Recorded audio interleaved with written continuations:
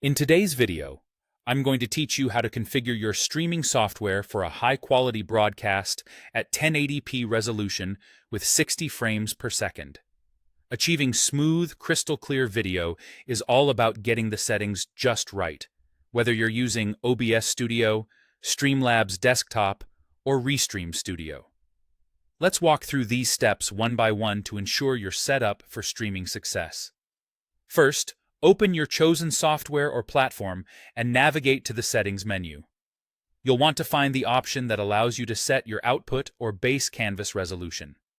Make sure it's set to 1920 by 1080 pixels, aligned in a 16:9 aspect ratio, perfect for most viewing experiences. Next, adjust your frame rate to 60 FPS. This choice will provide the fluid motion that's especially desirable for action-packed content like gaming or sports. With those basics in place, it's time to choose the right encoding settings.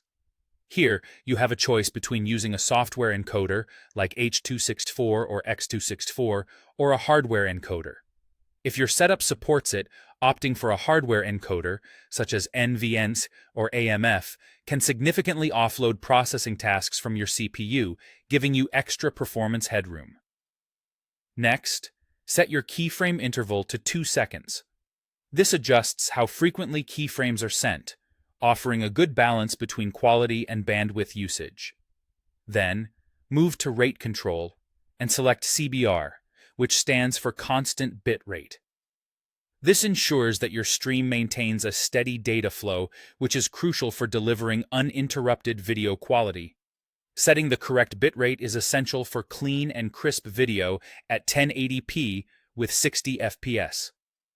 Platforms like YouTube recommend a bitrate of around 12 megabits per second.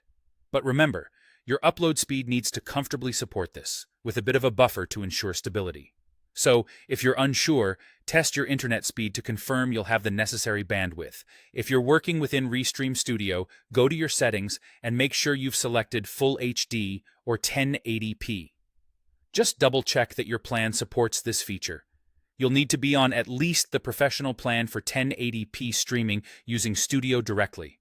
However, if you're using an encoder like OBS or Streamlabs, Restream accepts 1080p at 60 FPS, even on the free plan. Before you hit the Go Live button, it's crucial to verify your internet connection. Opt for a wired connection whenever possible, as it's more stable than Wi-Fi. Also, ensure your upload speed is more than sufficient for the bitrate you've chosen, factoring in some overhead for reliability. Finally, it's time to start your stream. Double-check that you've selected the correct resolution and frame rate, and then go live. Once you're streaming, keep an eye on the performance metrics. Watch out for any frames being dropped, monitor CPU usage, and be observant of upload stability to catch any issues early. By following these steps, you'll be setting yourself up for a silky smooth streaming experience.